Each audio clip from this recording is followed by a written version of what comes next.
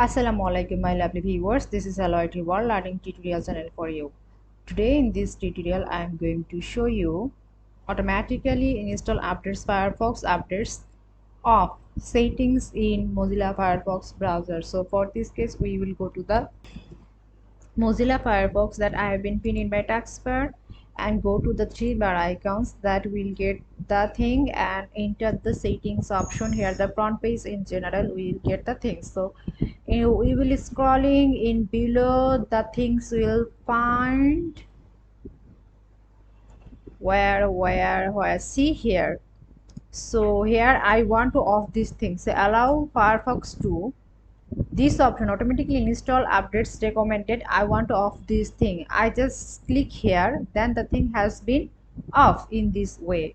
So in this way we can off this thing. So thank you so much for watching this video. Please subscribe this channel. Hopefully this tutorial will help you so much.